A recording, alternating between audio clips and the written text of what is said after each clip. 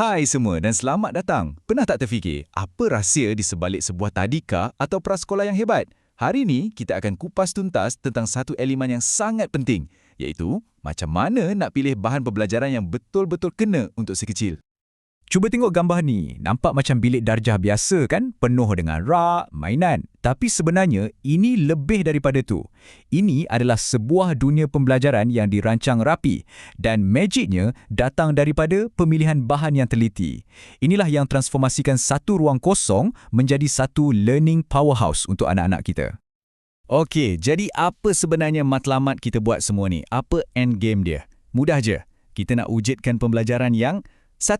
Aktif, 2. Seronok, dan yang paling penting, 3. Bermakna untuk anak-anak. Kalau 3 asas ni tak ada, kita letaklah gadget paling canggih sekalipun, memang takkan menjadi. Untuk capai matlamat tu, setiap pendidik perlukan toolkit yang mantap. Macam tukang perlukan penukul dan paku kan? Jadi, jom kita unboxing 4 kategori utama alatan pembelajaran yang wajib ada dalam toolkit seorang guru hari ini. Yang pertama, kita mulakan dengan yang klasik, bahan bercetak. Ya, saya tahu kita hidup zaman digital, zaman TikTok semua, tapi jangan pandang rendah pada bahan-bahan ni. Ia masih lagi tulang belakang pendidikan awal kanak-kanak dan relevansinya masih kuat. Apa yang dimaksudkan dengan bahan bercetak? Bayangkan buku cerita yang penuh warna-warni, majalah yang gambarnya hidup, risalah yang menarik. Benda-benda inilah yang jadi pintu ajaib pertama untuk anak-anak masuk ke dunia imajinasi dan literasi. Okey, alatan kedua dalam toolkit kita, bahan audiovisual. Yang ni pula gabungkan kuasa bunyi dan visual. Tujuannya satu, untuk buat pembelajaran tu hidup betul-betul depan mata mereka. Contohnya macam video pendidikan yang menarik, klip audio yang macam dengar cerita radio, atau presentation interaktif yang mereka boleh tekan-tekan sendiri. Bagi generasi digital native yang memang dah biasa dengan skrin, kaedah ni memang masuk, memang ngam. Seterusnya, kita ada bahan yang paling hands-on sekali. Bahan manipulatif. Yang ni memang falsafahnya mudah je. Belajar sambil buat, belajar dengan sentuhan. Kita cakap pasal apa? Pasal blok binaan, pasal puzzle, permainan-permainan yang perlukan mereka susun dan fikir. Melalui bahan-bahan inilah konsep yang abstrak macam matematik atau sains tiba-tiba jadi sesuatu yang mereka boleh pegang, boleh rasa. Mereka bukan lagi penonton, tapi pencipta. Dan yang terakhir sekali dalam toolkit kita, semestinya bahan teknologi, yang ni memang tak boleh lari. Ia sentiasa berubah, sentiasa ada yang baru dan ia tawarkan cara belajar yang sangat inovatif. Fikirkan pasal software dekat komputer, apps pendidikan yang ada kat tablet tu. Kelebihan utama teknologi ni ialah ia boleh customize pengalaman belajar ikut tahap setiap budak. Jadi pembelajaran tu jadi lebih personal, lebih interaktif. Sesuatu yang dulu kita cuma boleh impikan je. Baiklah, sekarang kita dah kenal semua alatan dalam toolkit kita. Tapi dengan begitu banyak pilihan, macam mana kita nak pilih yang terbaik? Jangan risau. Ada 4 prinsip utama, macam satu checklist wajib yang kita kena ikut. Setiap kali nak pilih bahan, tanya diri kita 4 soalan ni. Pertama, kesesuaian. Puzzle ni sesuai ke untuk budak umur 3 tahun? Ke susah sangat?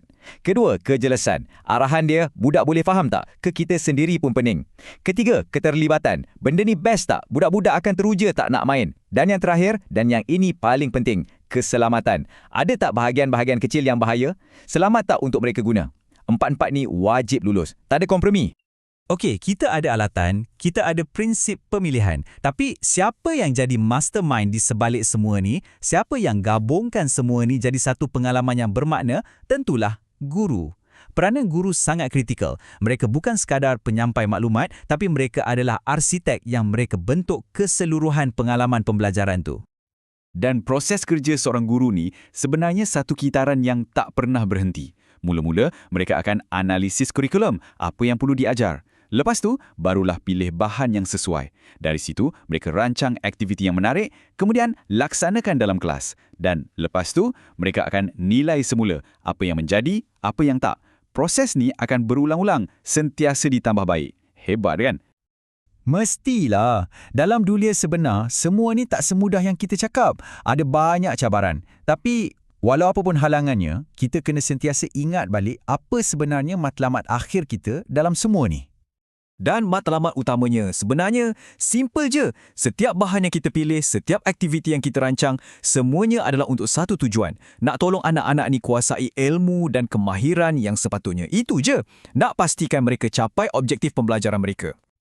Sekarang, jom kita bercakap jujur sikit. Ada 3 isu kritikal, 3 cabaran besar yang para pendidik selalu kena hadap bila buat semua ni. Nombor 1, tak lain tak bukan. Kos. Isu duit. Ya, bajet tu satu realiti yang tak boleh dielak. Jadi, nak cari bahan yang berkualiti tapi dalam masa yang sama tak pokaikan bajet, itu memang satu cabaran besar. Yang kedua, ketersediaan. Maksudnya, barang tu ada ke tak? Kadang-kadang, kita dah jumpa bahan yang paling best, paling sempurna dalam internet. Tapi rupanya tak ada jual kat sini. Jadi, kenalah jadi kreatif. Kena pandai ubah suai apa yang ada. Dan yang ketiga, isu yang kita dah sebut tadi tapi saya nak tekankan sekali lagi, keselamatan. Yang ni tak ada tawar-menawar, zero compromise. Pastikan setiap benda tu selamat, bebas dari racun, tak ada bucu tajam. Ini adalah keutamaan nombor 1, titik. Jadi, lepas kita dah bincang semua ni, saya nak tinggalkan anda dengan satu soalan. Cuba bayangkan, kalau anda ada kuasa untuk tambah satu je bahan pembelajaran baru dalam bilik darjah, apa yang anda akan pilih? Dan yang lebih penting, kenapa? Fikirkan betul-betul guna 4 prinsip yang kita bincang tadi tu. Apa impak pilihan anda? Fikir-fikirkanlah ya. Terima kasih kerana bersama saya dalam kupasan kali ini.